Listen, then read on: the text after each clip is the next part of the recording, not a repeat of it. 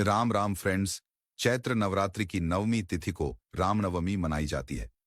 भगवान श्री रामचंद्र का इस दिन जन्म दिवस मनाया जाता है। और जन्म दिवस के दिन बहुत ही धूमधाम से जब हम किसी भी भगवान की पूजा करते हैं तो उनके संपूर्ण आशीर्वाद की प्राप्ति होती है। रामनवमी की पूजा घर पर बहुत ही सरल विधि से हम कैसे कर पाएंगे, चलिए आज इस वीडियो में देख लेते हैं। आप इस पूजा को अपनी नवरात्रि की चौकी में भी कर सकते हैं, अपने मंदिर में भी कर सकते हैं या अलग से चौकी लगाकर भी कर सकते हैं। रामनवमी पूजा करने के लिए मैंने यहां एक लाल आसन बिछा लिया है। आप चाहें तो पीला आसन भी बिछा सकते हैं। धूप और दीप प्रज्वलित कर लेंगे, जगह का शुद्धिकरण कर लेंगे। मैंने यहां भगवान को बस बैठाने के लिए एक सिंहासन लगाया है। आप कोई चौकी या पाटा भी लगा सकते हैं।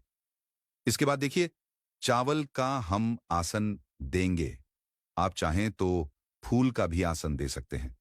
सर्वप्रथम भगवान श्री रामचंद्र का दरबार जो होते हैं, इनका फोटो या मूर्ति जो भी आपके पास है उन्हें विराजमान करेंगे। साथ ही में हम गणेश जी को विराजमान करेंगे। और गणेश जी के अगर आपके पास मूर्ति नहीं है तो आप एक सुपारी को भी गणेश जी के स्वरूप मानकर पूजा कर सकते हैं। इसके बाद जल के छींटे देते हुए सर्वप्रथम ओम गंग गणेशाय नमः, गंगा गणेशाय नमः, गंगा गणेशाय नमः, इस तरह से गणेश जी को स्नान कराएंगे। राम दरबार में सभी देवी देवताओं को जल का छींटा देते हुए इस तरह से स्नान कराएंगे। इसके बाद कलावा चढ़ाएंगे भगवान को वस्त्र स्वरूप ओम वस्त्रम समर्पयामि, इस मंत्र का जाप करते हुए जेनोई चढ़ाएंगे। इसी तरह से भगवान श्री रामचंद्र का जो फोटो है या मूर्ति है उन पर भी आप कलावा चढ़ा सकते हैं, चुनरी चढ़ा सकते हैं और साथ ही में हम जेनोई चढ़ाएंगे। पीला जेनोई चढ़ाना बहुत अच्छा रहता है। अगर नहीं है तो थोड़ी सी हल्दी लगा लीजिएगा।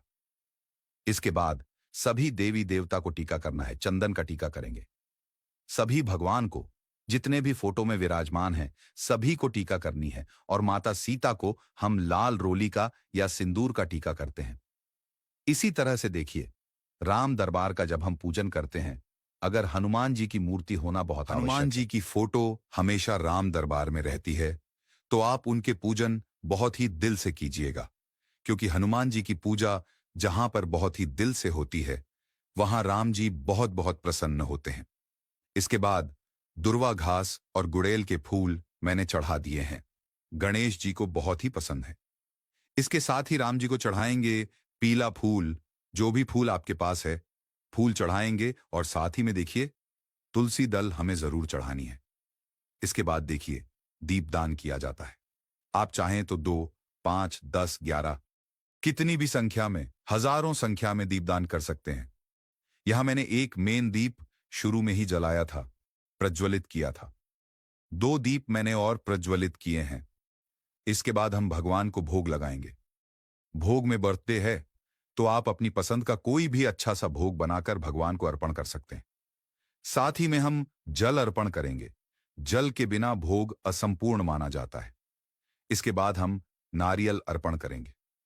श्रीफल अर्पण करना बहुत ही ज्यादा शुभ माना जाता है, इसीलिए श्रीफल हमें जरूर अर्पण करना चाहिए। घर में श्री वृद्धि होती है। साथ ही में थोड़ी सी दक्षिणा हमें चढ़ानी है और यह दक्षिणा को दान कर दिया जाता है बाद में। तो यहां हमने दक्षिणा चढ़ा दिया। आज ही के दिन से आप रामायण पढ़ना शुरू कर सकते हैं। 1 महीने का नियम ले सकते हैं या जितने दिन में भी समाप्त होगी रामायण पढ़ सकते हैं। आज के दिन हनुमान चालीसा पढ़ना, रामायण पढ़ना, सुंदरकांड का पाठ करना बहुत ही ज्यादा शुभ माना जाता है। जो भी आप पढ़ेंगे आज से संकल्प ले सकते हैं कि हे प्रभु, आज से हम हनुमान चालीसा या रामायण या जो भी आप सुंदरकांड पाठ करना चाहते हैं वह पढ़ना शुरू करें। आपके आशीर्वाद से कंप्लीट कर पाऊं और अच्छी तरह से इसे समझ पाऊं, इतना आशीर्वाद आप जरूर करना। हाथ जोड़कर के पूजा में रही कमियों के लिए क्षमा याचना करेंगे। और उसके बाद लास्ट में हम करेंगे आरती। आरती आप चाहें तो जो दीपक जलाया उससे भी कर सकते हैं या अलग से कपूर की भी आरती कर सकते हैं। देखिए, राम जी की जो पूजा होती है इसमें आप कलश स्थापना कर सकते हैं। आप चाहें तो इसमें अलग से हवन कर सकते हैं। पूजा कितनी भव्य स्वरूप में कर सकते हैं। आज की पूजा विधि मैंने बहुत ही सरल तरीके से आप लोगों के साथ शेयर की है। आरती होने के बाद हाथ में थोड़ी सी जल हम ले लेंगे और इस जल से जो आरती की है उन्हें आचमन कर देंगे। 3 बार इस तरह से गोल घुमा लेंगे और इसी तरह से आरती हमारी संपूर्ण हो जाती है। इसके बाद आप घंटा ध्वनि, शंख ध्वनि कर सकते हैं। बहुत ही शुभ माना जाता है घर के लिए। और हाथ जोड़कर पूजा में रही कमियों के लिए क्षमा याचना कर लेंगे। फ्रेंड्स, इसी तरह से राम जी की पूजा हमें रामनवमी के दिन जरूर करनी चाहिए। हर घर में इस पूजा को करने से घर में सुख समृद्धि आती है, शांति आती है और भगवान श्री रामचंद्र के आशीर्वाद से हनुमान जी की कृपा भी हमेशा बनी रहती। तो आज के लिए इतना ही। मिलूंगी नेक्स्ट वीडियो में। तब तक के लिए हरे कृष्णा, राधे राधे। हरे कृष्णा, हरे कृष्णा, कृष्णा कृष्णा, हरे हरे, हरे राम, राम राम, हरे हरे।